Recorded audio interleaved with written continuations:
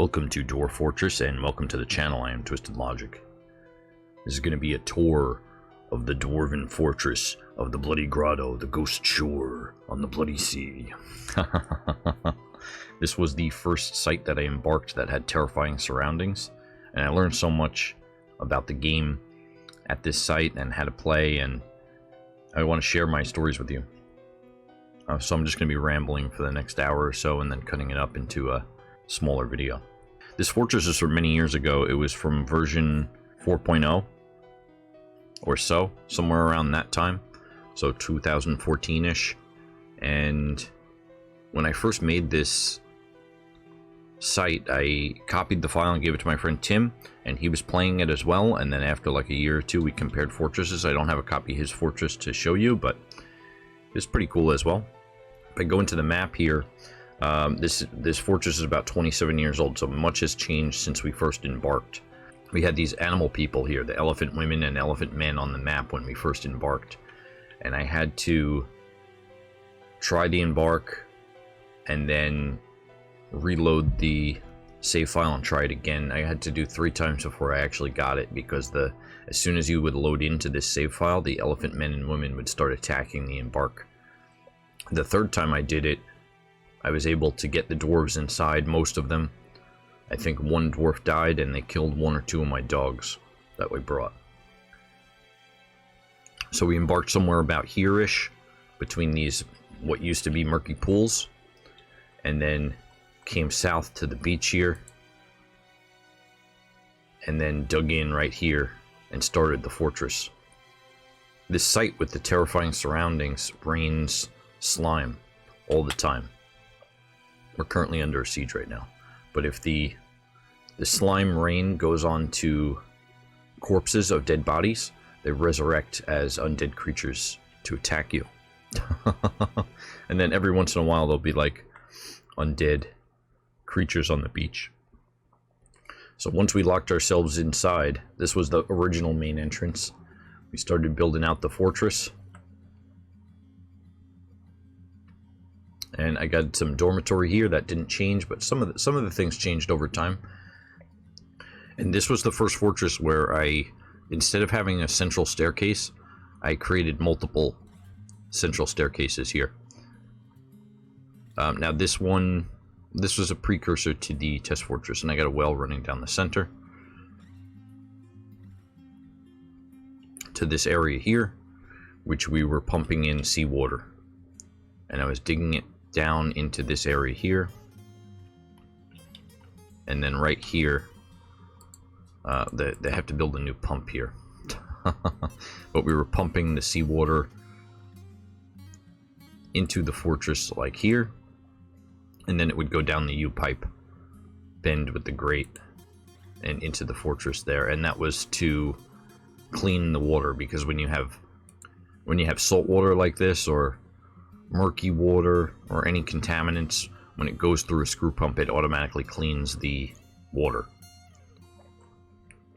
At some point in this fortress life, I upgraded past version 4.4, and this is a temple here. And then this, I think this was the original hall, and then I made a legendary hall as well down here. This is the bedroom layer here. I just did random sizes bedrooms. Another dormitory here and here. If I come down a little bit, this is my hospital right here. If I go to I for zones, this whole area is the hospital. This room right here is for the chief medical dwarf, and this is the hospital here. And I had sectioned off each of the rooms here, just in case we needed to quarantine for a were-lizard attack. And then this here is 2 bridges, and this part of the fortress here and this part of the fortress here, the rest of it, are separated by these bridges. So these are the only ways into the military zone, is these 2 bridges, just in case. Because I have another bridge here that comes up to the outside, goes up into this tower here, the central tower, with this is a squad room right here, and then we have a path here for the dwarves to patrol, the marks dwarves to patrol. Later on, we built this central ring. Zoom out a little bit. Later on, we built this central ring as well, so there's a second patrol that goes around here, and we have to roof all of this off because of the horrid slime that rains here all the time. So the reason that I sectioned off this from if a flying creature or something got into this area and somehow overwhelmed our dwarves, if they come down, then they enter this military area. We have a secondary lever we can pull just in case we need to close off the tower from the rest of the fortress. And then we can also close off the whole military layer here and still have access to our hospital and Great Hall and everything like that. Yeah, so this is the best way to build the hospital right here. Or one of the best ways to build the hospital. I could have probably, if I made it a little bit bigger. So I don't have any of the chests in the room in case we needed to quarantine that room. And then we got the traction bed, and table. And then its own little room there. And then if needed, we can remove this chest here and then wall off the area. So you can see into the Great Hole in this area as well. Channeled down here so you can see into it. And down one more level. This area is all open with 2 columns in the center. And glass windows. I think these are gem windows. This is a library / museum right here. That was all added later after the version increase. We got bridges here for transfer. And then this area here is the legendary dining hall. What I learned about this is that I actually made the room too big. So this table right here in the center is the legendary dining hall, but this is the max size that it goes. So these tables and the sides get cut off. That was something I learned there, not to make the hall incredibly large and have it more centered. And right underneath that I have the food processing area. We got fish cleaning stuff over here. At some point we were doing a lot of fishing, but not anymore. And then we have the kitchens and the stills here. It could have been more efficient if I had the farms on this level, but that's okay.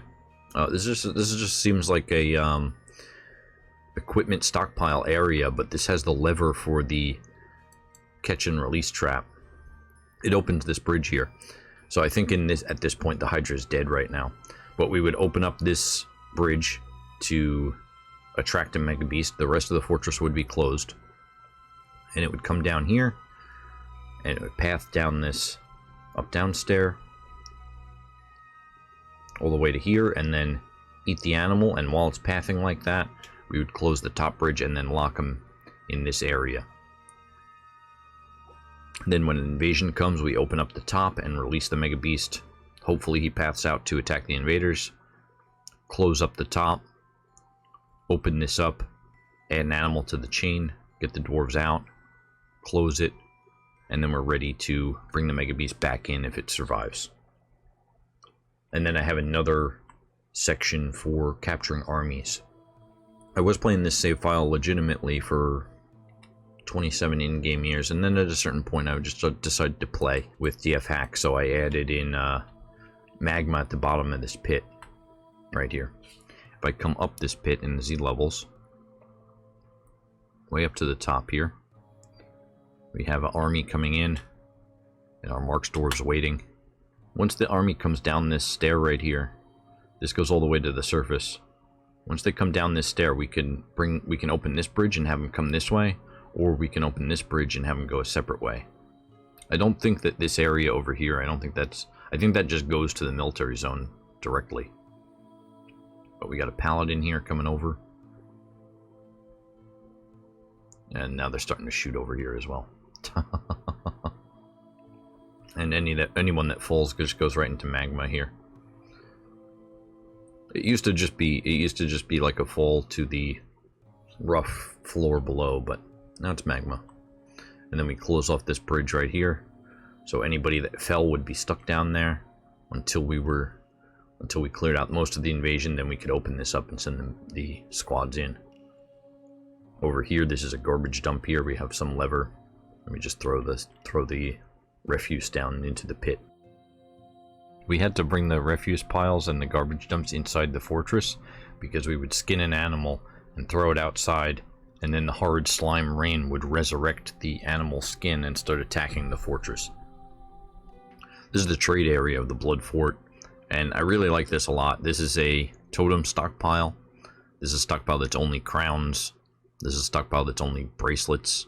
It's like each of the trade goods, it's only that one trade good in the stockpile, so if there's a mandate, I can just like forbid the bins here or just not bring them to trade at all. And then I think this is like extra barrels, and this is like just extra furniture and stuff we want to get rid of. A lot of the rooms and stockpiles in this fortress are way bigger than they need to be, and it's not the most efficient fortress, but it, you know, at the same time, it doesn't need to be. I mean, we're getting 7 frames per second right now, but clean all, enter. All these contaminants cleaned. And then after the clean all, it goes up to 16 frames there because of the horrid slime rain, mostly. But also fortress inefficiencies, and we're in a siege right now.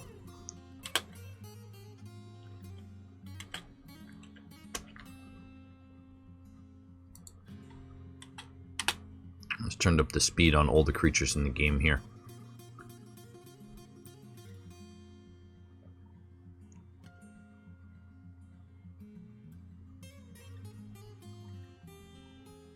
Yes, they're coming in this way. I guess they're trying to pick up equipment or something.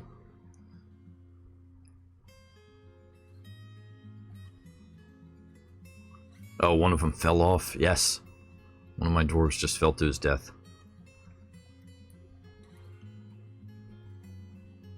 If this siege does make it past all the marks dwarves and the random dwarves running in, getting thrown into magma. Sometimes the goblins fall into magma, but so far I've only seen my guys. Oh, it looks like they're retreating now. I could have closed the bridge at the top, and if they do make it past all that, and they come up here and make it past these traps and the dwarves running in, then I have an area here that I can station a squad. And then if they pass that, they come up here and there's these catch and release traps for the army. So the army paths in, and then I have some levers right here. Each one of these levers here corresponds to one of those paths. Well, it looks like the siege is over, so we'll open up the fort again. We'll pull this lever here now, and that's going to open these 4 bridges. So we started digging out these large paths that I was going to go to the end of the map with and then pave the whole thing. We made it as far as we can dig up here. We can't dig that tile there, and I wanted ramps at the end there, so that's what we were starting to do. And then it looks like I started building more towers over here as well, to where I could have connected this to this tower here. So fortress is now open, and the doors are collecting things outside, and we have patrol in the center, as well as a patrol around the outside.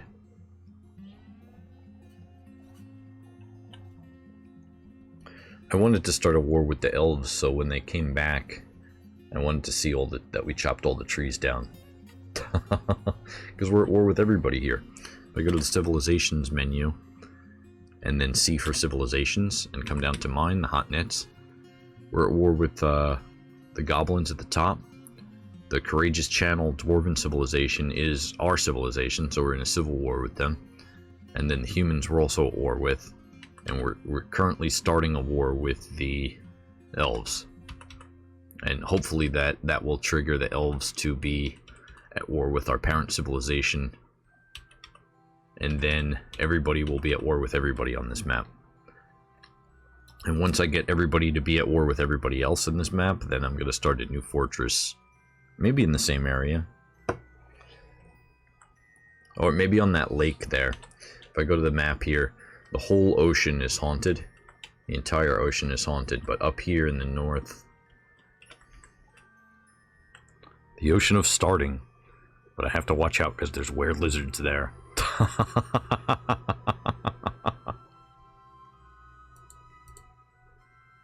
This is actually a really great map. goblin fortress over here. We started near a tower when we took that tower out pretty early.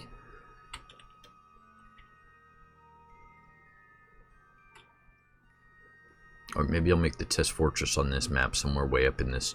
Oh, this haunted mountains up here as well. 20 days travel, the land of larks. The Ashen Spine. So one thing about artifact doors is they can't be destroyed. And so I was like, oh, okay, I'll put the artifact door... I think I put it like right here. I don't think this is it. Oh, that is it. Yeah.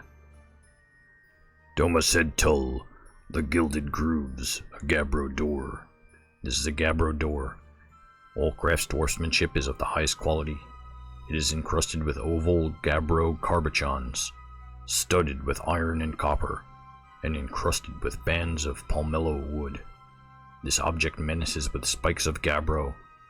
On the item is an image of an alfalfa in Gabbro. On the item is an image of a paradise nut tree in Dogbone. This door right here, we put it at the entrance of the fortress. And because it's an artifact door, it can't be destroyed. Building destroyers cannot destroy artifacts. It's a thing. And I was like, I locked away the... So you can only get into the fortress through that door, and I locked it. And so one of the goblins just walked over to the door and took it off the hinges and stole it. So I reloaded the game, and I was just like, okay. I was still learning at that time, so reloading the game is fine. So the very top layer here, we got the roof that protects us from the hard slime. And then the ring patrol here, all the archers going around. Next level down, we have our central tower patrol, and they kind of get confused of like the patrol route because it's so tight with the walls here. I wanted to make the walls to push them against the fortification there, but then sometimes they go into the room there, which is just an archery stockpile. Down one more, we have a barracks room, and then down a few more, and we have the entrance to the fort right here, the main entrance for the dwarves, which is these 4 bridges, as well as all the canals that kind of disrupt the murky pools from forming. More central staircase there. And then this was the first layer of the fortress when I created it. We have farming here and here. This was the original first entrance when we came into the fort. This was the original trade area. Lever room right here. And some random stockpiles. We got plant, fabric production over in this area here. Down one more. Lumber stockpiles. Animal zones. Some garbage off to the side here. Mason workshops and craft dwarf here, as well as stockpiles. This is the main trading area, the new trading area that we made, and the army catch and release trap up here.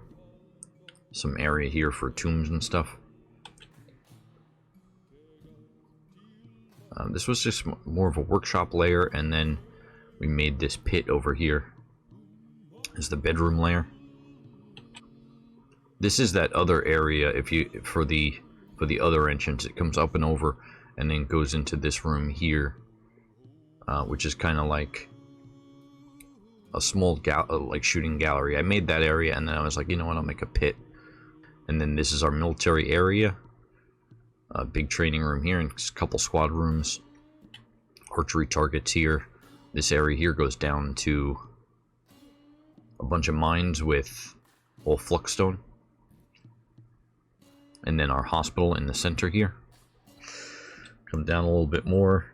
We have a library and museum, as well as a large area that we were digging out for some reason. This was 8 years ago, so I was still learning the game at this point. Oh, okay, bridged that off right there. And then our hole here, which is way too big, in the bottom of the pit, and random stockpile stuff down here. And then this looks like a metal forging area. Let me zoom in on this.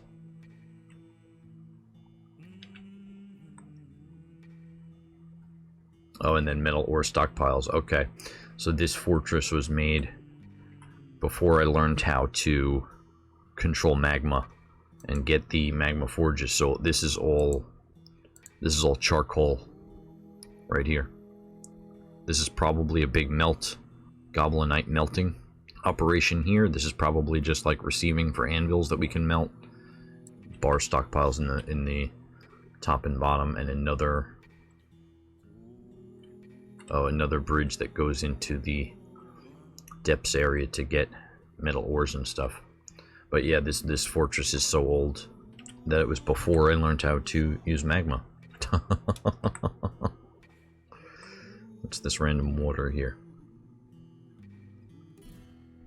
Oh, okay, I must have just made a giant water reservoir for some reason.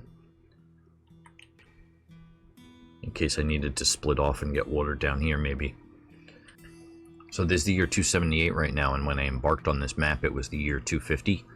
So about 28 years have passed, and I played even longer than this. I played, I think, to the year 35 years into this fortress, and then at a certain point it crashed, and I wasn't able to recover that file, and I had to go back to this file. I think it was like year 27 or year 28. I just saved a backup, and I lost the other file, which made me just kind of lose interest and stop playing this fortress.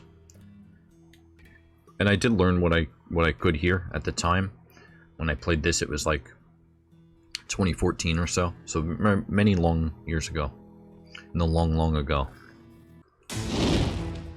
Well, I hope you enjoyed this video of me looking back at one of my old fortresses and rambling. Thank you very much for watching. Subscribe for more videos.